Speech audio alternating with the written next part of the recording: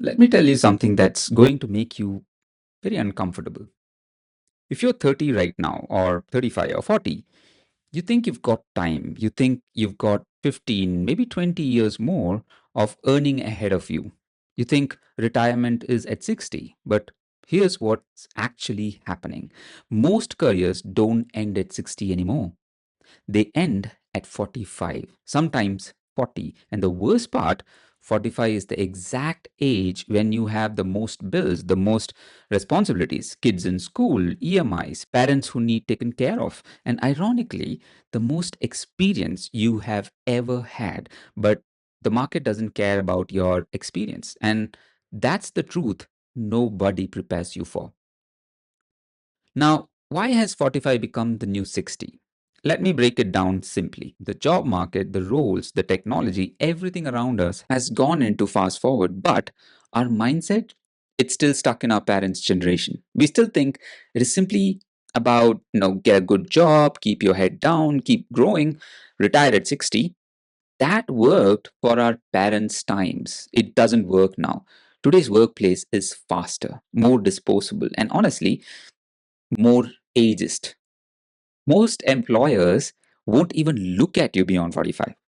There is a 15-year gap between when the market retires you and when you plan to retire. 15 years. Think about that.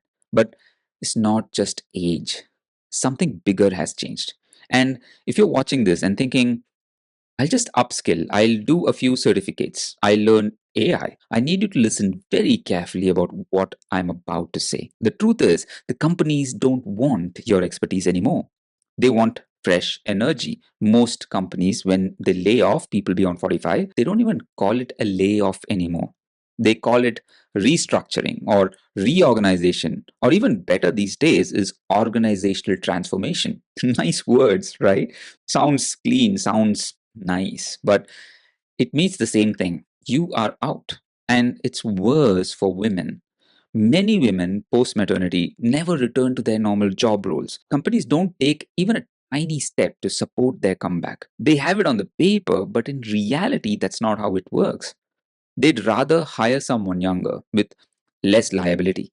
Men hit the same wall in their late 40s, especially in tech.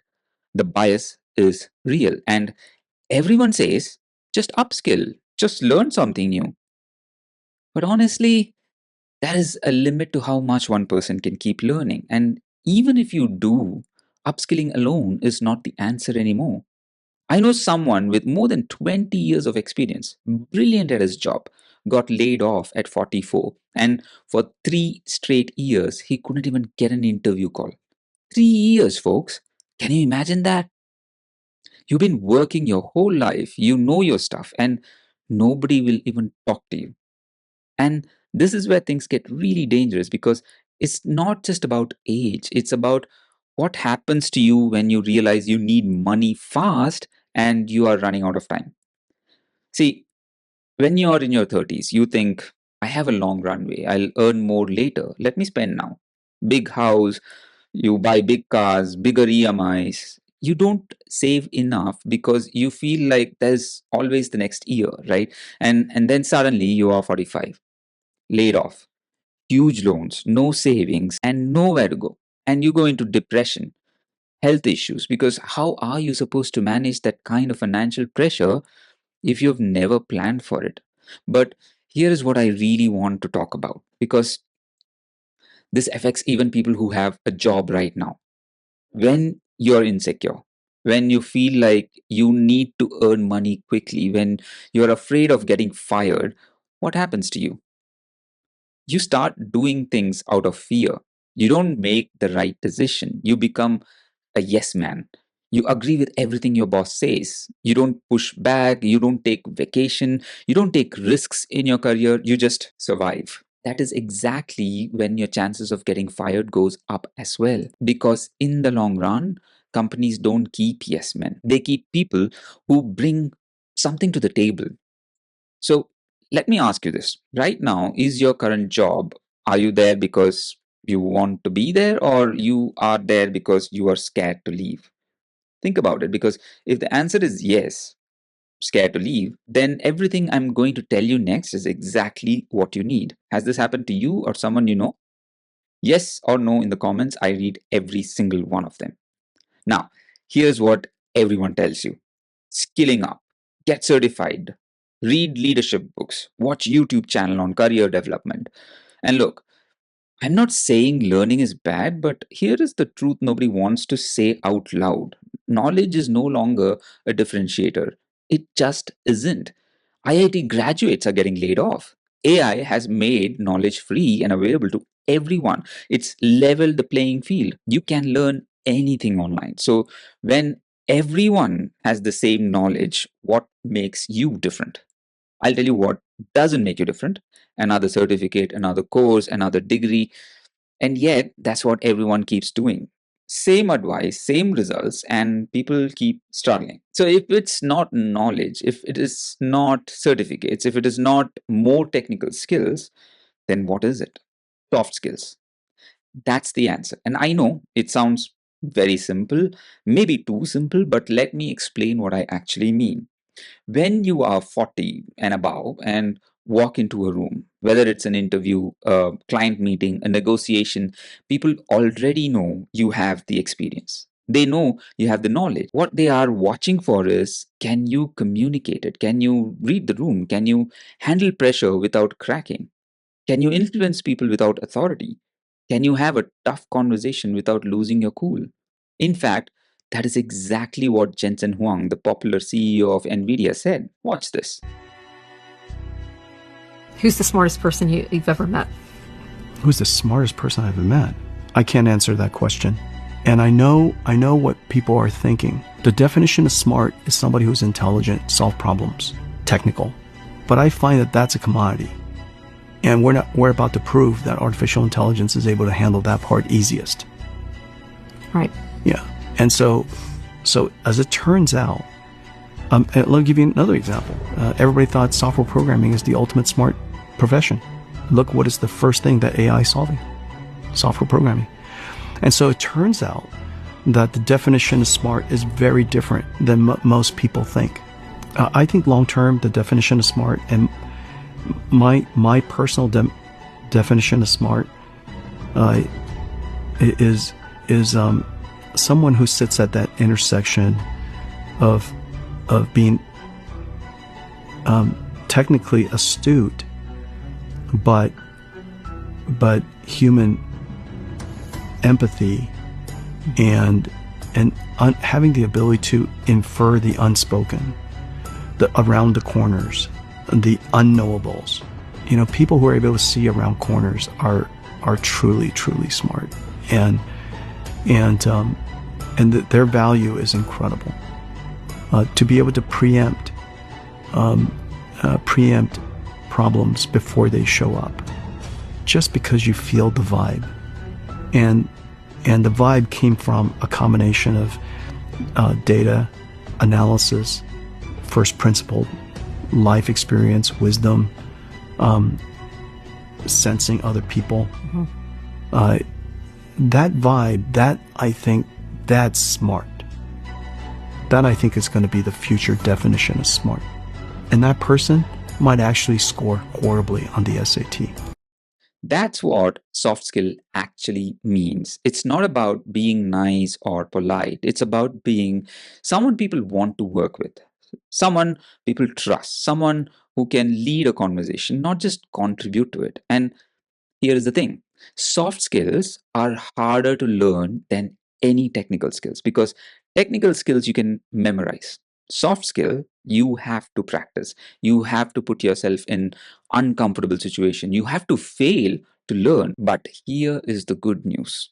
If you already have, say, 15, 20 years of experience, you already have all the raw materials. You have lived through enough corporate drama, enough difficult bosses, enough high stakes meetings.